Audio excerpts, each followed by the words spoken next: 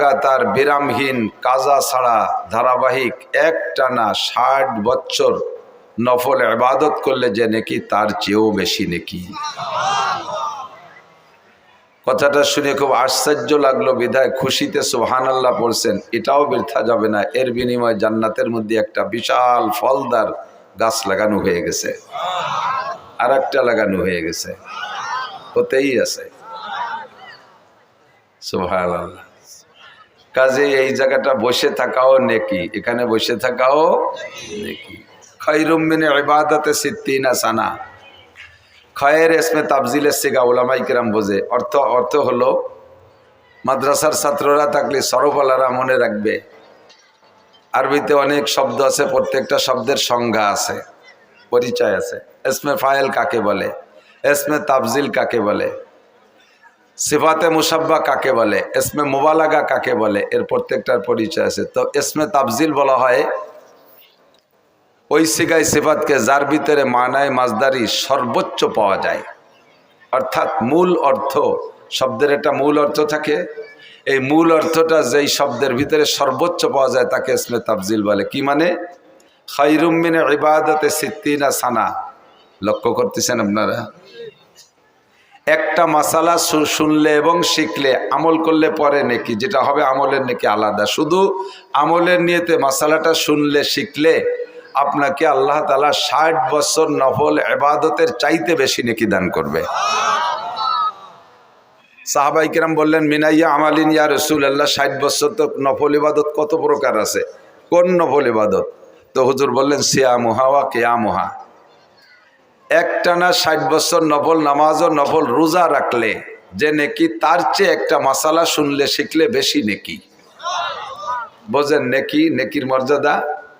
কদরে গওহার শাহ বেদানদ ইয়া বেদানদ শাহপরি, কদরে গওহার শাহ বেদানদ ইয়া বেদানদ জওহারি, কদরে গুলবুল বেদানদ ইয়া বেদানদ শাহপরি।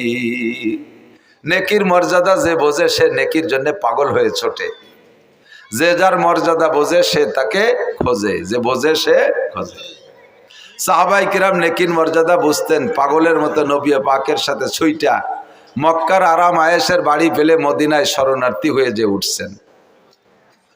সাহাবায়ে কিরাম নেকির মর্যাদা বুঝতেন, সুখের শান্তির পছন্দের স্ত্রীকে ঘরে ফেলে রেখে ময়দানে যে গলা কাটাই দিয়ে শাহাদত বরণ করে নেকি কামাই করছেন। বড়রা নেকির মর্যাদা বুঝতেন, সারা রাত আরামের বিছানাকে ফেলে রেখে শীতের রাত্রে অজু করে ঠান্ডা রাত্রে দাঁড়িয়ে দাঁড়িয়ে তাহাজ্জুদ পড়ছেন নেকির লোভে। যে যার মজা বোঝে সে তাকে খোঁজে। যুবকরা মোবাইলের মজা বোঝে, রাতভর ৪ জন গোল হয়ে বসে বসে টিপাটিপি তালে থাকে। সুবহানাল্লাহ।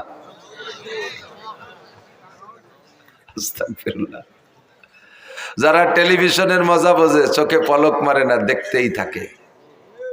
বিশ্বকাপের সময় দেখেছি রাত ২টার সময় ম্যাচ, তাও দেখে যে ব্যান ব্যান করতেছে টেলিভিশনের সামনে। ৩টের ম্যাচ তাও মিস করে না, ৪টের ম্যাচ তাও মিস করে না। শীতকালে খেলা হয়েছে রাত ৫টায় ম্যাচ, কনকনে শীতের রাত্রে দাঁড়ায় দেখতেছে। তারা এর মজা বোঝে, ওখানে গিয়ে দাঁড়ায় দাঁড়ায় দেখে, ঠিক না? যে বিড়ির মজা বোঝে সে যত কষ্ট হোক একটা বিড়ি সংগ্রহ করেই ছাড়ে। আমি বিড়ির মজা বুঝিনি, আপনারা যারা খান না বোঝেন না। আমারে যদি বলা হয়, হুজুর যদি একটা বিড়ি স্টেজে বসে খান ১ লাখ টাকা দেব, ১ লাখ টাকা দিলেও কি আমার এই জায়গায় বসে একটা বিড়ি খাওয়া সম্ভব? আমি এই জায়গার থেকে বিড়ি খাইয়ে বাড়ি যাওয়ার আগে, আমি বাড়ি যাওয়ার আগে বিড়ি বাড়ি চলে যাবে। এই জন্য যে টাওয়ার দাঁড়ায় রয়েছে, সারা বাংলাদেশে বিড়ি পৌঁছে যাবে। মৌলানা নাসির সাহেব দাঁড়িয়ে মাঠে স্টেজে বসে বিড়ি খাইছে। তোমরা যেন আবার আজকে ইউটিউবে শিরোনামে এই লিখে দিও না, এরা যে এত ফাজি লিখে জ্বালায় বস করাই কঠিন। যা লেখে থামবিলে তা বলার মতো না। কয়েকটা আছে তাজা গাঁজাখোর মিথ্যে কথা ইউটিউবার, শিরোনামে লেখছে একটা, অথচ তার কিচ্ছু আজের মধ্যে নাই। এমন একটা দেশে যায়, শিরোনামটা দেখে শ্রোতারা ওই ওয়াজটা শুনতে বাধ্য। দেখি হুজুর এই কথাটা কোথায় কইছে, দেখি কোন জায়গা কইছে, এই দেখি অত্যন্ত শেষ পর্যন্ত তো শোনা হয়ে গেছে, ওনার ভিউ হয়ে গেছে ফাঁকে। যে কথা দিয়ে লেখছে সে কথা কোথাও নাই। তোমাকে আমি ক্ষমা করব না, কিয়ামতের ময়দানে তোমাকে আমি ধরব। এবং তুমি একজন মিথ্যাবাদী, তোমার শাস্তি কি হবে তুমি জেনে নাও। জাহান্নামের আগুনের মধ্যে পুড়বা, আর লাগামের ভিতর দিয়ে আগুনের বিষাক্ত ছুরি ঢুকই দিয়ে কান পর্যন্ত ফাড়বে, আবার ওই পাশের থেকে বাম পাশে ঢুকই দিয়ে ফাড়তে থাকবে, এই পাশ ঠিক হয়ে যাবে। লক্ষ লক্ষ কোটি কোটি বছর তোমার লাগাম পাড়বে। আমি যতক্ষণ ক্ষমা না করবো, আল্লাহ ক্ষমা করবে না। এই আমার যারা একান্ত আছো, তোমরা এই কথাগুলো ছেড়ে দিও, যাতে ওই সরসুরটাগুলো সাইজ হয়ে যায়। এত বড় আজে বাজে। মাজলিসু ফিকহিন খায়রুম মিন ইবাদাতি 60 সানা। লাগাতার 60 বছর নফল নামাজ আর নফল রোজা কয়জনে রাখতে পারি? আছেন নাকি এর মধ্যে কেউ? 60 বছর বিরামহীন। এবং খয়ের মানে ভালো, বেশি। এ বেশি আরবিতে কিছু কিছু সংখ্যা আছে, বাংলায়ও আছে, যে সংখ্যাগুলো নির্ধারিত সংখ্যা বোঝানোর জন্য বলে না, এ তো অধিক বোঝানোর জন্য, যাকে বলে আরবিতে বলা হয় আদদে কাসির, অধিক সংখ্যা বোঝানোর জন্য। মূলত যে সংখ্যা বলছে ওইটা না। যেমন লাইলাতুল কদর খায়রুম মিন আলফি শাহর, সবে কদরে এক রাত ইবাদত করলে 1000 মাসের চাইতে বেশি নাকি? 1000 মাসের চাইতে, এখানে 1000 মানে 1000 না, হাজার হাজার মাস ইবাদতের চাইতে বেশি। বলি সুবহানাল্লাহ। বাংলায় এরকম সংখ্যা বলে। আপনার বাড়ি মেহমান আসার কথা 5 জন, ঘটনাক্রমে মেহমান চলে এসেছে 10 জন। রিসিপশনে বসতে দিয়েছেন, ডাইনিং টেবিলে বা দস্তারখানে বসতে দিয়েছেন। ঘরের থেকে মহিলা বলতেছে তাড়াতাড়ি পুরুষকে খাওয়াই বিদায় দেন, মহিলারাও আছে, তাকে খাওয়াতে হবে। আপনি একবার ঘরে যান, একবার ওই জায়গায় আসেন, একবার ঘরে যান, একবার ওই জায়গায়, জগ গিলাস থাল প্লেট কিচ্ছু আনেন না। মহিলা কাছে তাড়াতাড়ি খাওয়াই দেন, তুই আমাকে ঝামেলা আছে। আরে কি কচু খাবো, 14-20 মেহমান আইছে, 14-20 মানুষ আছে। 14-20 কয়জন হয়? 280 জন না? এ জায়গা কি 14-20 কওয়া উদ্দেশ্য নাকি? তার মানে সীমা লঙ্ঘন করছে, বেশি আইছে, পরিমাণের চাইতে বেশি আছে। একে বলে আদদে কাসির। আল্লাহ পাক রব্বুল আলামিন এবং নবী আলাইহিস সালাম এরকম শব্দ সংখ্যার দিক দিয়ে ব্যবহার করেন। খায়রুম মিন ইবাদাতি 60 সানা। একটা মাসালা শুনলে শিখলে 60 বছর নফল নামাজ ও রোজার চাইতে বেশি নাকি? বলেন সুবহানাল্লাহ। আল্লাহ, আমার এই জায়গায় একটু কনফিউশন ছিল, একটু অভিযোগ ছিল যে 60 বছর নফল নামাজ আর রোজা কত বিশাল নাকি, একটা মাসালার দাম তার চেয়ে বেশি হবে কেন? এরকম কি মাসালা আছে? তো পরে খুঁজে পেলাম অবশ্যই এরকম মাসালা আছে। ভালো করে বোঝেন, কিয়ামতের ময়দানে আল্লাহর কসম, উলামায়ে কিরাম সাক্ষী, কোন পাবলিককে আল্লাহ জিজ্ঞেস করবে না তাহাজ্জুদ পড়েছো, ইশরাক পড়েছো, আওয়াবিন পড়েছো, সাহস পড়েছো, শবে বরাতে নফল নামাজ পড়েছো, শবে কদরে নফল নামাজ পড়ছো, আইএমবিজের নফল রোজা রাখছো, শবে বরাতের রোজা রাখছো, মুহররমের নফল রোজা রাখছো। কোন নফল ইবাদত সম্পর্কে কেউকে জিজ্ঞাসা করা হবে না, কিন্তু কিয়ামতের ময়দানে ফরজ সম্পর্কে জিজ্ঞাসিত হবেন। আউয়ালু মা ইউহাসাবু বিহিল আবদু ইয়াউমাল কিয়ামাতিস সালাহ। হাসরের মাঠে সর্বপ্রথম জিজ্ঞাসা হবে নামাজ সংক্রান্ত মুসলমানের কাছে। কাফেরদের কাছে কিচ্ছু জিজ্ঞাসা করা হবে না। হিন্দু, বৌদ্ধ, খ্রিস্টান, ইহুদ, নাসারা, নাস্তিক, মুরতাদ, বেঈমান যারা আছে তাদের কাছে নামাজ, রোজা, হজ, যাকাত, ফরজ, ওয়াজিব, সুন্নাত, মুস্তাহাব কিচ্ছু জিজ্ঞাসা করা হবে না। ওরা প্রথম চান্সেই ফেল হয়ে যাবে। ফি নারি জাহান্নামা খালিদিনা ফিহা আবাদা। ওরা বিনা হিসাবে জাহান্নামী। বাকি মুসলমান যারা থাকবে এদেরকে আল্লাহ পাক রব্বুল আলামিন 4টি প্রশ্নের জবাব না দিয়ে এক কদম বাড়তে দিবেন না। আনা উমরিহি ফিমা আফনা, 70-80 বছরের হায়াত কিভাবে কাটাইছো কইয়া যাও। কারাহা বা খলকিয়ারি জুমলা রাস বা খোদা তাসবির হিলা কায়রাওয়াস। ও মুরব্বী, তোমার দুনিয়ার কোনো কাজ পরিপাটিতে অভাব ছিল না। ভাঙ্গার বাজারে কাপড়ের ব্যবসা করছো, 80 বছরে বুড়ো। তোমার কাপড়ের শোকেস গুলো কি সুন্দর সাজানো ছিল, তোমার ঘরটা কত সাজানো ছিল। বৃদ্ধ বয়সও মার দিয়া ছাড়া কাপড় পরতে না, আয়রন করা ছাড়া, ইস্ত্রি করা ছাড়া কাপড় পরতে না, ময়লা কাপড় পরতে না, লুঙ্গি পর্যন্ত আয়রন করে পরতে। কাঁথা কাপড় ধোয়া মোছা পরিষ্কার ছিল, থালাবাটি পরিষ্কার ছিল, শোকেসের ভিতরে সব মালামালগুলো সুসজ্জিত ছিল। তোমার নামাজটা কেমন সজ্জিত, তোমার ফরজ ওয়াজিব সুন্নতের সাজ কেমন ছিল, কোরআনে কারীম কেমন তিলাওয়াত করতে পেরেছো। তুমি ইংলিশ পত্রিকাগুলো পড়তে, আরবি পত্রিকা পড়া শেখো নাই কেন?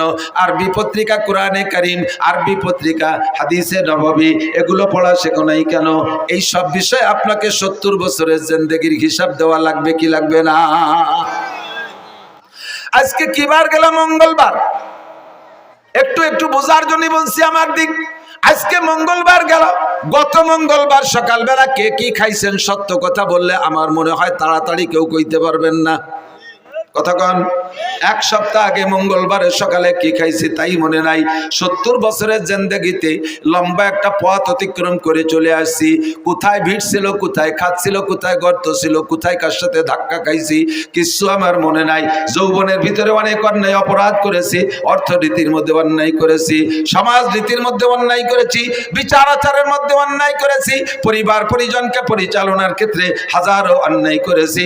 70 বছরের হিসাব কেউ দিতে পারবো না, একটা হিসাবই 70 বছরের দিতে পারবো না। যদি আপনাকে 3 নম্বর প্রশ্নটা করা হয়, আনমালিগি, জীবন ভরে কত টাকা কে ইনকাম করছেন, গোটা জিন্দেগির আয়ের একটা অডিট যদি আমাকে করা হয়, মিয়া মৌলানা নাসির সারা জীবনে কত টাকা ইনকাম করছো হিসাব দাও, আমার মনে হয় একজনও কইতে পারবেন না। কতক্ষণ? আনুমরিহি ফিমা আফলা, গোটা জিন্দেগির হিসাব দিয়ে দাও। 2 নম্বরে আন শাবাবিহি ফিমা আবলা, যৌবনকাল কিভাবে অতিবাহিত করেছো বলে যাও। এই গোটা জিন্দেগির মধ্যে ভেরি ভেরি ইম্পর্টেন্ট টাইম হলো যৌবনকাল। যৌবনকালের হিসাবটা এজন্য নেওয়া হবে কারণ যৌবনকালে ভালো বেশি করা যায়, মন্দ বেশি করা যায়। কতক্ষণ? যৌবনকালে রাত 2টা 3টের সেই ফুটবল খেলার ম্যাচ সারা রাত দাঁড়িয়ে দাঁড়িয়ে যেমন দেখা যায়, ইচ্ছা করলে তেমনি যৌবনকালে শেষ রাত্রে ওইটা ঠান্ডা পানি দেওয়া গোসল যেটা প্রয়োজন আদায় করে রাতের বাকি অংশ দাঁড়ায় দাঁড়ায় তাহাজ্জুদ পড়া যায়। যৌবনকালে ইচ্ছা করলে বাইসাইকেল চালায় কাশিয়ানির ওড়াকান্দি ঠাকুর বাড়ি যাওয়া যায়। যৌবনকালে ইচ্ছা করলে ভাঙ্গার থেকে বাইসাইকেল চালাইয়া ইস্তেমার ময়দানে যাওয়া যায়, সরমুনের ময়দানে যাওয়া যায়। যৌবনকালে ইচ্ছা করলে প্রত্যেক সপ্তাহে হিন্দুদের সাথে দূর সফরে যে একটা পূজা পাঠে অংশগ্রহণ করা যায়। যৌবনকালে ইচ্ছা করলে প্রত্যেক মাসে মুফতি আব্দুল গফফার সাহেবের কি বলা হয় নগরকান্দা ইসলাহি মজলিসে অংশগ্রহণ করা যায়। কথা বলেন, যায় কি যায় না? যৌবনকালে অন্যায়ও বেশি করা যায়, ন্যায়ও বেশি করা যায়। এই যৌবনকালটা হলো জীবনের মূল সময়, মূল্যবান সময়। এইটা সম্পর্কে জিজ্ঞাসা করা হবে। বার্ধক্য এসে গেলে, বৃদ্ধ হয়ে গেলে, এনি ম্যান এভরিবডি, প্রত্যেকটা মানুষের মন দুর্বল হয়ে যায়, গুনাহ করার এনার্জি থাকে না, গুনার কোনো শক্তি থাকে না, ঠ্যাং একটা কবরে চলে যায়, চাকা একটা পাংচার হয়ে যায়। দিনের বেলা আগে সূর্যের আলো কি বলা হয়, দিনের বেলা আগে চোখে এত পাওয়ার ছিল, দিনের বেলা আকাশে তারকা দেখতো। এখন বৃদ্ধ হয়ে যাওয়ার কারণে রাতের বেলা আকাশের চাঁদটা দেখতে পারে না। যৌবনকালে লোহা খাইলে পানি হয়ে পিছন দিয়ে বেড়ে যাইতো, বৃদ্ধ হয়ে যাওয়ার পরে এখন পানির মতো কোনো খাবার খাইলে, পানি যাও খাইলেও যেমন খায় তেমনই পিছন দিয়ে বেরোয় যায়, পেটে শক্ত হয় না। কতক্ষণ? ঠিক কি ঠিক না? এ হলো যৌবন আর বার্ধক্যের পার্থক্য। কাজেই তোমার যৌবনকালের হিসাবটা একটু দিয়ে যাও। যৌবনকালে যা একবার শোনা হয় তা ভোলে না, আর বৃদ্ধ হয়ে গেলে 50 বার শুনলেও মুখ মনে থাকে না। আনমালিকি মিন আইনা ইকতাসাবা ফিমা আনফাকা, 3 নম্বর প্রশ্নের জবাব না দিয়া একজন ফরদে বাশারের সামনে বাড়তে পারবে না। 3 নম্বর হলো আনমালিকি মিন আইনা ইকতাসাবা ফিমা আনফাকা। এই কথাগুলো বহুবার শুনেছেন, বহুবার শুনেছেন। জবানের পার্থক্যের কারণে কখনো কখনো কোনো কথা অন্তরের মধ্যে জায়গা পায় বেশি। আমার কথা অন্তরে, আজকের এই কথাগুলো আমি বললে ভিতরে নাও ঢুকতে পারে। হুবহু এই কথাগুলো মুফতি আব্দুল গফফার সাহেব হুজুর, ইসমাতুল্লাহ কাসেম সাহেব হুজুর দামাত বরকাতুহু আলিয়া, উনরা বললে কথাটা আপনার ভিতরে গ্রহণযোগ্যতা বেশি পাইতে পারে। বড় মানুষের কথা বলছে, আবার আমাদের থেকে ছোটরা কথাগুলো শোনায় গেছে, আপনি গুরুত্ব দেন নাই, হয়তোবা আমার মুখের কথাটা আপনার মধ্যে হিট করতে পারে। এই জন্য পুনরাবৃত্তি করি। আল্লাহ বলেন ওয়াযাক্কির ফা ইন্নাদ যিকরা তানফাউল মুমিনিন। একই কথা বারবার বলো, কালকের কথাটা অন্তরে ঢোকে নাই, আজকেরটা অন্তরে ঢুকে বসতে পারে। 3 নম্বর ইমিগ্রেশন কিয়ামতের ময়দানে 3 নম্বর প্রশ্ন, আনমালিহি, মাল সম্পর্কে জিজ্ঞাসিত হবেন, মাল সম্পর্কে জিজ্ঞাসিত হবেন। কে কোত্থেকে কত টাকা ইনকাম করছো জবাব দিয়ে যাও। মাল সম্পর্কে 2টি জিজ্ঞাসা, ফিমা আনফাকা মিন আইনা ইকতাসাবা ওয়া ফিমা আনফাকা, মাল কোত্থেকে কামাই করছো বলে যাও, আর কোথায় খরচ করছো বলে যাও। উভয়টাই আমার কাছে বলতে হবে। ইনকাম ভালো কিন্তু খরচ ভালো না, এটাও অন্যায়। আবার ইনকাম খারাপ কিন্তু খরচ ভালো, এটাও আল্লাহর কাছে গ্রহণযোগ্যতা পাবে না। কথা বলেন, ঠিক কি ঠিক না? জিজ্ঞেস করছে, এই আব্দুল মালিক, তোমার ইনকামের অবস্থা কি বলো, আয় ব্যয় উভয়টাই বলো। আল্লাহ ব্যয়ের কথা পরে কই, আয়টা শুনলি তুমি ব্যয় শুনতে চাবা না। আমার ইনকাম আজীব, বলো কিভাবে? শেষ রাত্রি উঠে তাহাজ্জুদের নামাজ পড়ছি, এরপরে 12 তাসবিহ পালন করছি, দোয়া করছি, মোনাজাত করছি, ফজরের আজান দেশে ঘরে সুন্নত পড়া সুন্নত ঘরে পড়া সুন্নাত, এবং সূরা কুলিয়া এবং কুলহু দিয়ে পড়া সুন্নাত। এভাবেই সারা জিন্দেগি আমল করছি। ফজরের নামাজ জামাতে পড়া 2.5 ঘন্টা দাওয়াতের মেহনত করছি মহল্লায়। কাজগুলো শুনেন কেমন সুন্দর আব্দুল মালিকের। এরপরে ইশাকের নামাজও পড়ছি, তারপরে বাসায় আইসা আধা পারা কোরআন শরীফ তেলাওয়াত করছি। এরপরে স্ত্রী যা রান্না করছে সুন্নতি তরিকায় বাল বাচ্চা নিয়ে এক দস্তারখানে এক প্লেটে বসে খানা খাইছি। খানা খেয়ে এরপরে রিক্সা ভ্যান খান নিয়ে বেরোইছি। রাস্তায় বেরোনোর পরে যাকে পাইছি যেই বলছে প্রস্তাব দিয়েছে তাকে উঠেছি, কোনো ভাড়া টাড়া কন্ট্যাক্ট করি নাই। নেমে যাওয়ার পরে খুশি হয়ে যা দিয়েছে তারপর কনাত করেছি। যখনই জোহরের আজান দিয়েছে আর প্যাডেল মারি নাই, যাত্রীদের সাথে কন্ট্যাক্ট করতাম, বাইরে তোমার গন্তব্যে পৌঁছে দেব, তবে আজান হইলে কিন্তু নামাজ না পড়ে আর একটা কদম সামনে বাড়বো না। এমন করে আল্লাহ সারা জিন্দেগি নামাজের মধ্যে কোনো ত্রুটি করি নাই। আজান হইলে আর ভ্যান চালাই নাই। মাগরিবের নামাজ পড়া পাইলে অ্যাক্টিভ দিছি, না পাইলে বাসায় চলে আসছি। ঈশার নামাজ পড়ে সূরা ওয়াকিয়া পড়ছি, এরপরে সূরা মুলুক পড়া, এরপরে বাচ্চাদেরকে নিয়ে দস্তারখানে খানা খেয়া আল্লাহ ওযু সহকারে বিছানায় পিঠ দিয়েছি। বলো আল্লাহ আমার ইনকামের মধ্যে ত্রুটি কোন জায়গায়? আল্লাহকে golden plus thank you, welcome. তাল এদিকে সব তোমার জন্য দরজা খোলা, কিন্তু খরচ করছো কিভাবে এটা একটু সঠিক হয়ে চলে যাও। খরচের ব্যাপারে একটা সমস্যা আছে। ওই শনিবারে ব্যারাকের কিস্তিতে টাকাগুলো দিয়ে দিছি।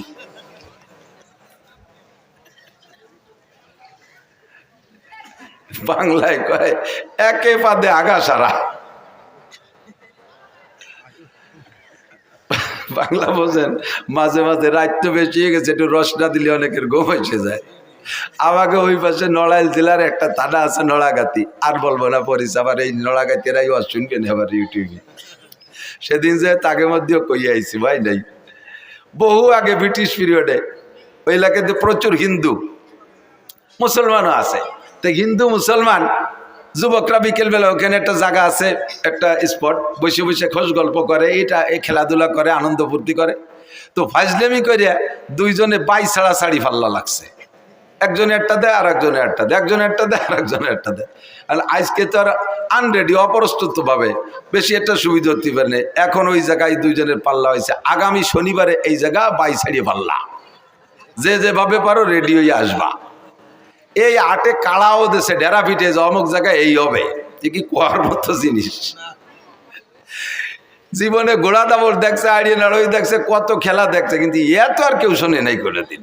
এ শুনে দর্শক হয়েছে সেই হারে, মাঠ ভরে গেছে দুইজনে দুই চেয়ারে। তো মুসলমান যেটা সে যাই প্রত্যেকেই রেডি হয়েছে যাতে গ্যাস বেশি হয় পেটে। তো মুসলমান যেটা সেটা যাইয়ে খাইছে যত আদা চাবাই নিয়ে সুলা বাদাম এক চাবানিতে গিলে ফেলাইছে, ভালো হয়ে ফেসে খাই নেই।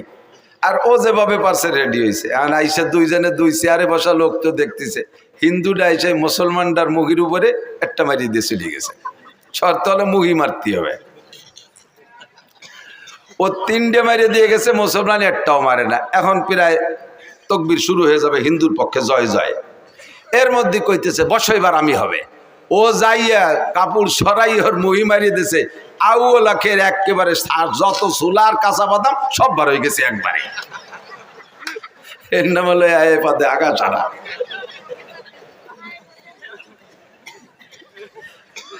সারা জীবন বইয়া এত দরবেশে ইনকাম করছো, তাহাজ্জুদের টাকা কোনো তা ছাড়ো নাই, পায়ে গায়ের রক্ত পানি করে ইনকাম করছো। খরচ করছো কোন জায়গায় একটু কইয়ে যাও। কয় আল্লাহ গ্রামীণ ব্যাংকের কিস্তি দিছি, আশার কিস্তিতে সব। এই কথা কইস না, আশার কিস্তিতে দিছি, অমুক জায়গা সুদে দিনায় টাকাগুলো দিয়ে দিছি। আল্লাহ কয় নো টক বাটুস্কুত, কথা হবে না, পিঠে সালা বান্ধ,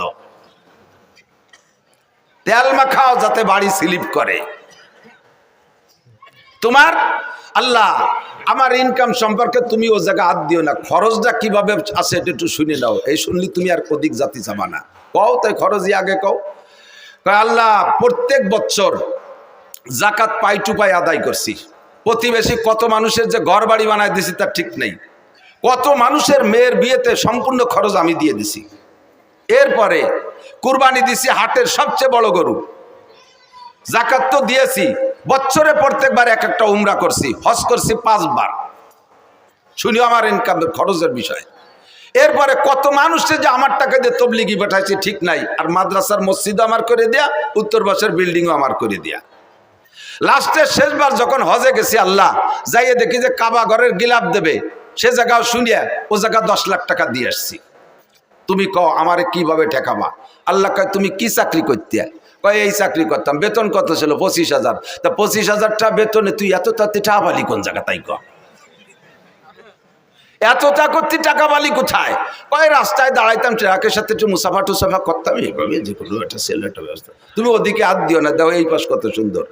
আল্লাহ কয় পাছায় সালাবান, ধুলাই হবে শয়তান। তোর সুদিয়া টাকা, তোর ঘুষিয়া টাকা, তোর হারাম টাকা দিয়ে আমার কাবা ঘরে দিলাম দিছিস। আমার দিন তোর মতো হারাম খোরের কাছে ঠিকানা। আমার দিন আমি চালাবো। ইউরিদুনা লিইউতফিউ নূরাল্লাহি বিআফওয়াহিহিম আল্লাহু মুতিম্মু নূরিহি ওয়ালাউ কারিহাল কাফিরুন। আল্লাহু আকবার। আমার ধর্মের বাতি নিবানোর জন্য কেউ চেষ্টা কম করে নাই। ইহুদ নাসারা হিন্দু বৌদ্ধ খ্রিস্টান সকলেই আমার ধর্মের বাতি নিবানোর চেষ্টা করেছে। চেরাগের আকেই জাতবার ফরুজাত কাছে কাস্তাব জানাদের শেষ বসুজাত। ধর্মের বাতি নিবানোর বহুজনের চেষ্টা করেছে, আমার ধর্মের বাতি আমি জ্বালাইছি। আমার ধর্মের বাতি জ্বালানো বাতি তেল আমি দেই। ওই বাতিরে নিবাইতে আসলে তার দাড়ি মুখ মাথা সব পড়ে আগুনের সরকার হয়ে যায়। আমার ধর্মের বাতি কেউ নিবাইতে পারে নাই, পারবেও না। তোর গুসকা টাকা দিয়ে ধর্মের বাতি জ্বালাইতে বলছে কে? তোর সুদের টাকা দিয়ে আমার ধর্মের বাতি জ্বালাইতে বলছে কে? শয়তান, তোর ইনকামের টাকা আমি চাই নাই। মিন আইনাক তাসাবা ফিমা আনফাকা। ঢাকায় গেলে রিকশা চালাইতে চালাইতে কিছুদিন পর ঢাকার প্রাণ কেন্দ্রে 10 তলা দালান। টাকাটা কোত্থেকে পাইলে একটু আমার কাছে জবাব দিয়ে যাও। 4 নম্বর প্রশ্ন, মাদা আমিলা বিমা আলিমা। ও মুসলমান, এই 2 দিন ব্যাপী মাহফিলের থেকে উলামায়ে কেরামের কাছ থেকে কম কথা শোনো নাই। জীবনে বহু মাহফিল থেকে, আল্লাহু আকবার, আমার মনে হয় যে কোনো একজন বক্তার সম্পূর্ণ বয়ান যদি ইউটিউবে থেকে কালেকশন করে শোনেন, তাহলে ব্যক্তি জীবন থেকে নিয়ে জন্ম থেকে নিয়ে মরণ পর্যন্ত সুন্দর একটা জীবন ব্যবস্থা ওই বয়ানের মধ্যে থেকে সংগ্রহ করতে পারেন। আমি যত বয়ান করি আমার একটা খেয়াল রাখি যে এক জায়গায় একই কথা বারবার বললে মানুষের চর্বিত চর্বণ মনে করবে। তবে সেই বইতে যে আসল কথাগুলো বলবো না তা না, একেবারে বিবাহ শাদী থেকে নিয়ে মরণ পর্যন্ত ধারাবাহিক মানব জীবনে যেখানে যা লাগবে সব কথাগুলো আল্লাহর রহমতে বলা আছে। ইউটিউবের ভিতরে শুনবেন, দেখবেন। আদর্শ মুসলিম পরিবার সদস্য হুজুরের লেখা একটা বই আছে, বইয়ের মধ্যে যা আছে আমার বয়ানের মধ্যে হুবহু তাই আছে। ব্যক্তি জীবন কিভাবে চলবেন, রাজনীতি কিভাবে করবেন, খেত খামার কিভাবে করবেন, জেনারেল পড়াশোনা কিভাবে করবেন, বিবাহ শাদী কিভাবে করবেন, দাম্পত্য জীবন কিভাবে কাটাইবেন, নামাজ কেমন করে পড়বেন, নামাজের মধ্যে কঠিন কঠিন টুকিটাকি মাসালা আছে, এগুলো নষ্ট হওয়ার কারণে কি সমস্যা, রোজা কিভাবে রাখবেন, হজের মাসালাগুলো সব বলা আছে। এই বয়ানগুলো আপনারা বয়ান মাঠ থেকে শুনেছেন। আল্লাহ পাক জিজ্ঞেস করবে মাদা আমিলা বিমা আলিমা। এতদিন পর্যন্ত যা শুনেছো এরপর আমল কতটুকু করছো বান্দা, একটু বলে যাও। জবাব দিতেই হবে, জবাব না দিয়ে সামনে বাড়া যাবে না। যা বলতে চাইছি, আমার আপনার জিন্দেগিতে যত ইবাদত বন্দেগি করি না কেন, আউয়ালু মা ইউহাসাবু বিহিল আবদু ইয়াউমাল কিয়ামাতিস সালাহ। হাসরের মাঠে সর্বপ্রথম জিজ্ঞাসা হবে নামাজ। একটু জোরে বলেন কি? সবাই বলছেন কি? নামাজ কি? নামাজ সম্পর্কে জিজ্ঞাসিত হব। বলেন নামাজ সম্পর্কে জিজ্ঞাসিত। বলছেন তো সবাই বলছেন তো? আমালাইনিল্লাল বালাগ, শেষ, আমার দায়িত্ব খালাস। কিয়ামতের ময়দানে আপনাকে আল্লাহ জিজ্ঞেস করবে নামাজ পড়িস নাই কেন? আপনি বলে আল্লাহ আমরা কত ভালো মানুষ তুমি জানো না? এই হুজুরকে ডাকিয়ে নিয়েছি মোটা টাহাই দিয়ে, এত বড় বড় হুজুর, আল্লাহ মাতু দাঁড় কুমকুমাতু নারকেলা গাছের তোড়, হাওড়ার ব্রিজ, তাল গাছের গোড়া, বাজারের মোড়া, রইসু শায়াতিন, আন্তর্জাতিক গতি সম্পন্ন কত তাই দিয়ে পোস্টার ভরি ফেলাইছে। সেই হুজুররা এসে দুনিয়ার গাল গপ পরে চলে গেছে, কোনোদিন নামাজের কথাটা কইনি। যদি একবার কইতো তাহলে নামাজটা ভরি আমি ছাড়ি। হুজুরকে অ্যাটাক করবেন, আমাকে ধরবেন, এই হুজুরা নামাজের কথা বলে নাই। সেদিন আল্লাহ বলবে আমাকে, এ মৌলানা খালি খাইয়ে দিয়ে পয়সা নিয়ে চলিয়েছে নাকি, নামাজের কথা কইস নাই কেন? আমি বলে আল্লাহ অবশ্যই বলছি। তুমি বিশ্বাস না হয় ওর আমল নামা দেখো। এবার আমলনামা খুলে দেখবে, তার ভিতরে অডিও ভিডিও সব আছে। মায়াল ফিজু মিন কাউলিন ইল্লা লাদাইহি রাকিবুন আতীদ। মুখ থেকে যে কথাটা বের করবেন, অন্তরে হাজারো খারাপ কুকল্পনা করলে আল্লাহ ফেরেশতাদেরকে আমলনামায় লিখতে দেয় না। মনে মনে বিশাল বিশাল প্ল্যান করছেন, একেবারে ডোনাল্ড ট্রাম্পের মেয়ে বিয়ে করবেন, তারে যে মাথা ফাটায় ফেলাই দেবেন, এগুলো মনে মনে কল্পনা করছেন। যতক্ষণ মুখে উচ্চারণ করবেন না ততক্ষণ পর্যন্ত লেখা হবে না। আর যে কথা মুখ দিয়ে বের করবেন সঙ্গে সঙ্গে লেখা হবে। কাজেই আপনি কিয়ামতে আমারে অ্যাটাক করতে পারবেন না। আমি সবাই রেদে বলাই দিছি, মুখ দিয়ে বলে ফেলাইছেন, আপনার আমলনামায় লেখা হয়ে গেছে। কিয়ামতের মাঠে সর্বপ্রথম জিজ্ঞাসা হবে নামাজ। নামাজের প্রশ্নে যে জবাব দিয়ে পার হয়ে যেতে পারবে, ওর কোন জায়গায় কোনো ঠেক হবে না। নামাজের কারণে সব জায়গা আল্লাহ তারে পার করে দেবে। কেন দেবে? কেন দেবে? নামাজের কারণে কেন তারে সব জায়গা পার করে দেবে? আল্লাহ পাক বলেন, নামাজ যে ব্যক্তি সঠিকভাবে পড়ে সে কোনো অন্যায় করে না। ইন্নাস সালাতা তানহা আনিল ফাহশাই ওয়াল মুনকার ওয়ালা যিকরুল্লাহি আকবার। নামাজ এমন একটা তাবিজ, নামাজ এমন একটা ক্যাপসুল, নামাজ এমন একটা ইনজেকশন, এই নামাজ এমন একটা টিকা, ওই টিকাটা লাগাইলে আর কোনো রোগ হয় না, আর কোনো রোগ হয় না। দেখবেন মাঝে মাঝে পোলাপানের টিকা দেয় না? টিকা দেওয়ার অবস্থা মনে আছে নাকি? টিকা দেওয়ার সিস্টেম কি? যে বাড়ি টিকা দেবে ওই বাড়ির সামনে বড় একটা ব্যানার টানায়, আছে না? আগে মাইকিং করে দেয়, অমুক মহিলা মেম্বারের বাড়ি টিকা দেওয়া হবে, অমুক ওয়ার্ড চেয়ারম্যানের বাড়ি টিকা দেওয়া হবে, অমুক মেম্বারের বাড়ি টিকা দেওয়া হবে। এইভাবে মাইকিং করে যায়। এরপরে যেদিন টিকা দেয় দেখবেন সেদিন বাড়ির সামনে একটা হলুদ ব্যানার টানানো থাকে। ওই হলুদ ব্যানারের ভিতরে কি কি আছে তা কি মনে আছে? দেখবেন হলুদ ব্যানারের মধ্যে গোল একটা বৃত্ত আছে, বৃত্তের মাঝখানে ছোট্ট একটা বাচ্চার ছবি আছে। এবার ওই বৃত্ত ভেদ করে দেখবেন 5টা অথবা 6টা তীর আছে না? সব মিলে তর্জমা কি? এই ব্যানারটা হলো দুনিয়া, আর মাঝখানে যে গোল বৃত্ত এইটাই বাচ্চার হায়াতের এরিয়া, বাচ্চার হায়াতের এরিয়া। এই হায়াতের এরিয়া সীমানা ভেদ কইরা এই দুনিয়া থেকে 6টা রোগ আছে ওর দিকে যাইতেছে। জন্ডিস আছে একটা রোগ, যদি ওর মধ্যে ঢোকে।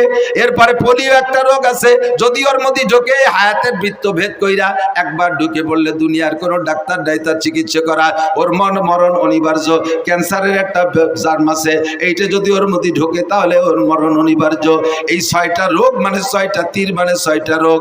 এবার হায়াতের বৃত্ত ভেদ করে বাচ্চার দিকে 6টা তীরে 6টা রোগে আক্রমণ করতেছে। এবার ডাক্তাররা গবেষণা করে দেখছে এই রোগগুলো যদি দেহের মধ্যে ঢুকে যায় তাহলে আর চিকিৎসা হবে না। কাজে এই রোগের আগে প্রতিরোধ করতে হবে।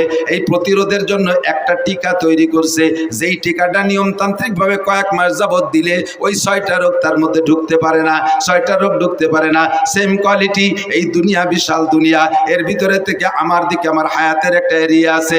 হায়াতের এরিয়া বাউন্ডারি ভেদ করে আমার দিকে রোগগুলো ঢোকার চেষ্টা করতেছে 6 দিক দিয়া। জোরে বলেন কয় দিক দিয়া? 6 দিক দিয়ে। ব্যক্তি জীবন, পারিবারিক জীবন, সামাজিক জীবন, অর্থনৈতিক জীবন, রাজনৈতিক জীবন, আন্তর্জাতিক জীবন। ব্যক্তি জীবন দিয়ে রোগ, পারিবারিক জীবনের রোগ, সামাজিক জীবনের রোগ, অর্থনৈতিক জীবনের রোগ, রাজনৈতিক জীবনের রোগ, আন্তর্জাতিক জীবনের রোগ। এই 6টা রোগ আমার দিকে ঢোকার চেষ্টা করে। এই 6টা রোগ যদি ঢোকে তারপরে হাজার হাজার রোগ ভিতরে তৈরি হয়, হাজার হাজার রোগ তৈরি হয়। এবার এই 6টা জীবনের রোগকে ঠেকানোর জন্য আল্লাহ পাক একটা টিকার ব্যবস্থা করেছেন। ওই টিকাটার নামই হলো নামাজ। আল্লাহ বলেন, আকিমিস সালাতা তারাফাইন নাহারি ওয়া যুলাফাম মিনাল লাইল ইন্নাল হাসানাতি ইউযহিবনাস সাইয়্যাত যালিকা যিকরা লিয-যাকিরিন।